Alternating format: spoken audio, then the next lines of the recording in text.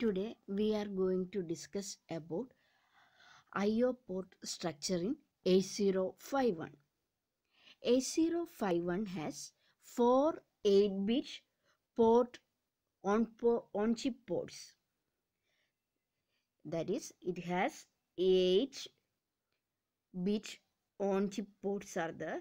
There are 4 ports are there. Each have 8-bit ports are there. So total 8 into 4, 32 I/O pins configured as 4 8-bit parallel ports. So there are 4 parallel ports. It represents from P0 to P3. P0, P1, P2 and P3. And each port has 8-bit address. So total it has 32 I/O pins configured. All 4 ports are bidirectional. So here all ports are bidirectional.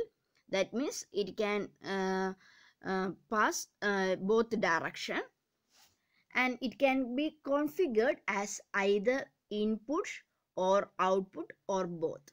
So this port can be configured as input port, output port or both. Here all port pins are multifunctional except the pin of port 1.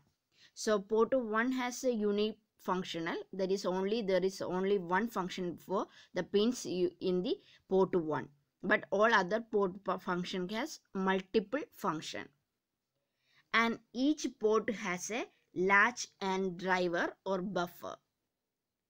So we told that there are 4 ports are there: port 0, port 1, and port 0 has 8 pins, and it can be identified as PO0.0. So here PO0 indicate PO0 means P0.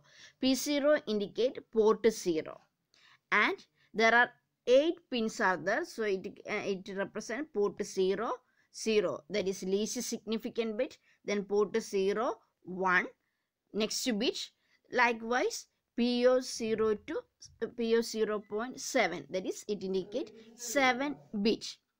So these ports are bit addressable or byte addressable. It depending upon the instruction used for accessing them. So depend upon the instruction, it may be bit addressable or byte addressable. Bit addressable means we can access each bit in that port individually. All these ports are considered as special function registers, SFR, and have 8-bit addresses. So all these port addresses are considered as a SFR register, SFR, special function registers, and each has addresses, or RAM memory addresses are there, or it is 8-bit addresses. Thus a port, for example port 0, can be addressed using its SFR address 80H as internal RAM memory location, and it can also be addressed using its name. So if we want to access port 0, then its SFR address is 80H. So if we use some instruction in 80H means it indicate the port 0. So we can access that port 0 data. And for port 1 it is 90, port 2 it is A0H, and for port 3 it is B0H. So these are the address in the SFR, that is RAM memory address locations are there for each port. Then the I/O operation is similar to port 1. Each pin of port 3 can be individually programmed for I/O operation or for alter function. This is the figure of I/O port structure. There are 3 ports are there: port 0, port 1, port 2 and port 3. And here all these ports are implemented using low power CMOS technology, and each port line can individually source a current of only up to 0.5 mu A. And here already told that port 0 is function as a input or output, and it is also multiplex address and data lines A0 to A7 and D0 to D7. And port 1 has only one function, that is I/O function. Port 2 has two functions. One, it acts as input output port, and another it is represents the higher order address lines. And port 3 has it act as I/O input output port or some control registers like interrupt, counter, serial data and read write operation lines. Port 0. Then next discuss about port 0. Port 0 can be configured as a normal bidirectional I/O port. Normal I/O port, and also it can be used for address data interfacing for accessing external memory. When we want to access the external memory, it acts as a port 0 act as address or data interfacing. So port 0 is an open drain bidirectional or input or output port with internal pull-ups. And when a logic 0 is sent to port line as output port, and port 0 is used as data bus during external interfacing whenever required. So when control is 1, when control line is 1, it port used for address and data interfacing, and when control is 0, then this port used as I/O port. And when port 0 as an input port, let us assume the control is 0. If the control is 0, then it acts as a I/O port. So control is 0 and the port is used as input port. 1 is returned to latch. So input port, it will return 1 to the latch. In this situation, both the output MOSFET are off. Hence the output pins has floats. Hence whatever data written on pin is directly read by read pin. So read pin is there for reading the data. So whatever data is written on this pin can be directly read by the read pin. Then port 0 as output port. Then control pin is also 0 and it need an external pull-up register.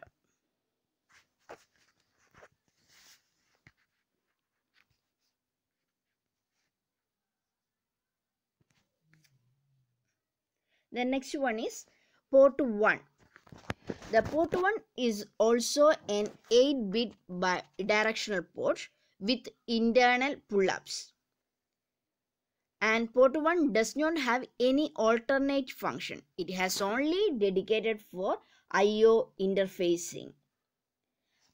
When it used as an output port, the pin is pulled up or down through internal pull-up.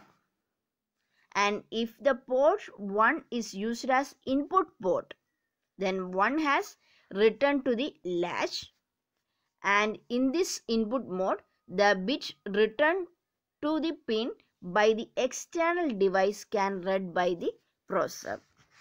So this port 1 എന്ന് പറയുന്ന നമുക്ക് use ചെയ്യുന്ന എന്തിനാ use ചെയ്യുന്നത്? ഒരു ഫംഗ്ഷനേ ഉള്ളൂ, ഒറ്റ ഫംഗ്ഷനേ ഉള്ളൂ. ഒന്നെങ്കിൽ ഇൻപുട്ട് പോർട്ടായിട്ട് യൂസ് ചെയ്യും, അല്ലെങ്കിൽ ഔട്ട്പുട്ട് പോർട്ടായിട്ട് യൂസ് ചെയ്യും. അപ്പോൾ ഔട്ട്പുട്ട് പോർട്ടാണ് യൂസ് ചെയ്യുന്നതെങ്കിൽ എന്താണ് പറഞ്ഞിരിക്കുന്നത്? ഇത് ഒരു പുള്ളപ്പ് ഓർ പുൾ ഡൗൺ പിന്നിൽ ഒരു പുള്ളപ്പ് ഓർ ഡൗൺ രജിസ്റ്റർ ഉണ്ട്. അപ്പോൾ അത് ത്രൂ ഇന്റേണൽ പുള്ളപ്പിലൂടെയാണ് അത് വാല്യൂ ഔട്ട്പുട്ട് പോർട്ടായിട്ട് വർക്ക് ചെയ്യുന്നത്. അപ്പം പോർട്ട് 1 എങ്ങനെ യൂസ് ചെയ്യുന്നത്? ഇൻപുട്ട് പോർട്ടായിട്ടാണ് വർക്ക് ചെയ്യുന്നതെങ്കിൽ 1 നമ്മൾ ലാച്ചിൽ റിട്ടേൺ ചെയ്യുകയാണെങ്കിൽ 1 ആണ് ലാച്ചിലേക്ക് റിട്ടേൺ ചെയ്യുന്നത്. അങ്ങനെയാണെങ്കിൽ എന്ത് ചെയ്യും? In this input mode the bit return to the pin by the external. ഇപ്പോൾ എക്സ്റ്റേണൽ ഡിവൈസ് ഈ പിന്നിലേക്ക് എന്താണോ റിട്ടേൺ ചെയ്യുന്നത് അത് പ്രോസസ്സർ റീഡ് ചെയ്യും.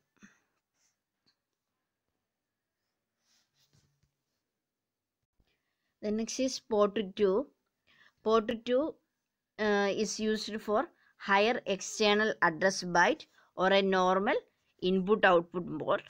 If it is work as a IO operation, it is similar to port 1, and port 2 latch remains stable when port 2 pin are used for external memory access.